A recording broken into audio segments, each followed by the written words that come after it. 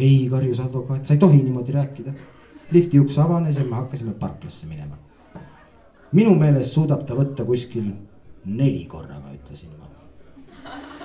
Jumal, kui me hoiame ta pea hapet täis, teeb ta koguni 2 tonni päevas, võib-olla isegi 3. Sa räpane värd ja spritsis ta, ma peaksin su ajud välja koukima. Ta kõõritas mu poole, hoidis kätt päikese ees. Ma märkasin vaala umbes 45 meetri kauguselt uksest. Seal see on, ütlesin ma. Päris sobiv auto kupeldajale.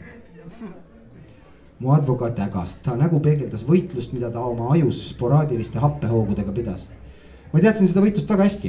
Valusalt intensiivsed halvad lained, millele järgib täielik segadus. Kui ma vaala pakiruumi laugi lahti tegin, et sealt kotid välja võtta, sai ta vihaseks. Mida kuradit sa teed, karatas ta. See ei ole Lucy auto. Muidugi ei ole, ütlesin ma, see on minu auto. Ja see on minu pagas.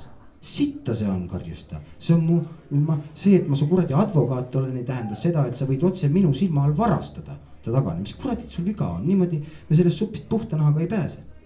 Suurte raskustega saime tuppa tagasi ja üritasime Lucyga tõsist juttu ajada. Ma tundsin end nagu nats, aga seda pidi tegema. Ta ei sobinud meie jaoks, igatahes mitte nii riskantses olukorras. Juba see oleks piisavalt halb, kui ta oligi see, kes ta paistis olevat. Imelik noor tüdruk, keda oli tabanud jube psühhootiline meeltesegadus. Palju enam aga tekitas mulle muret tõenäosus, et on paari tunni pärast juba nii palju mõistuse juures, et teda haarab vägev Jeesuse üngri raev. Talle võib hakata meenuma, et Los Angelese rahvusvahelises lennujaamas korjas mingi jube samualane ta üles ja võrgutas ära. Jootis talle kangeid napse sisse, sööti sellest teed. Seejärel vedas ta ühte Vegase hotellituppa ja siis penetreeris metsikult oma tuksleva ümber lõikamata ihuliikmega iga narust tema keha. Ma kujutlesin jubeda selgusega, kuidas Lucy sajab sisse Barbara Streisandi riietusruume Amerikanas ja laob talle oma jõhkra loo ette. See tähendaks meie otsa. Meid mõlemad otsitakse üles ja kastreeritakse enne kinnipanemist. Ma seletasin selle kõik oma advokaadile ära. Ta neelas pisaraid mõtte peale, et me saadame Lucy ära.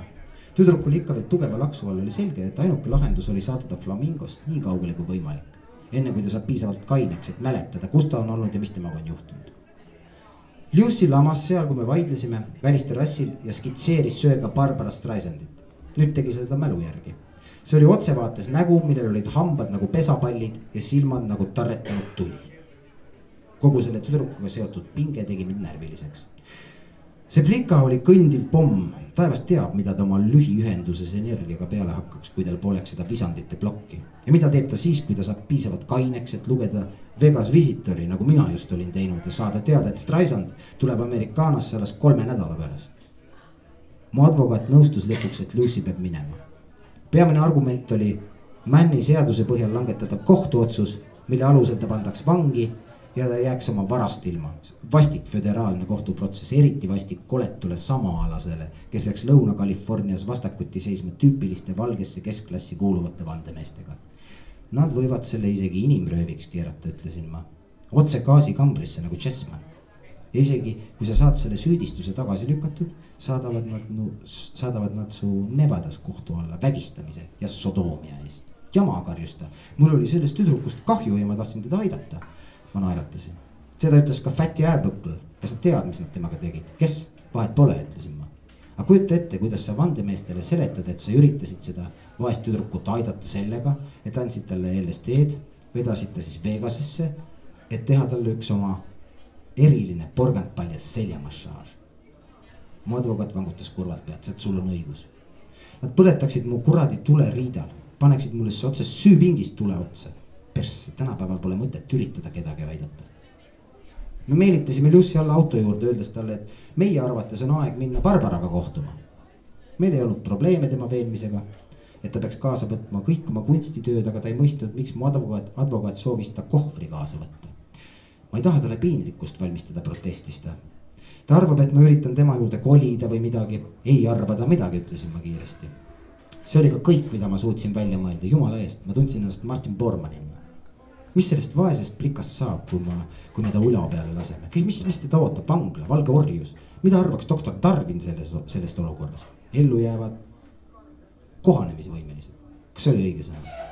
Kas Darwin mõtiskles kunagi oma ajutise kohanemisvõimetuse üle? See oleks midagi nagu ajutine hullumeelsus. Kas doktor oleks võinud oma teoorias arvestada ka sellise asjaga nagu LSD? kõik see oli väga akadeemiline muidugi. Lucy oli potentsiaalselt hukutav veskikivi meie mõlema kaelas. Ei olnud mitte mingit muud võimalust, kui lasta tal triivima ja loota, et ta mälu on perses. Aga mõnedel happeohvritel, eriti närvilistel mongoliididel, oli kummaline idioodist õpetlase võime mäletada tagantjärele veidraid üksikasju, midagi muud, aga mitte. Oli võimalik, et Lucy veedab veel 2 päeva täieliku mälukaotuse kütkes, siis plaksatab sellest välja, ei mäleta mitte midagi muud peale meie toanumbri flamingos.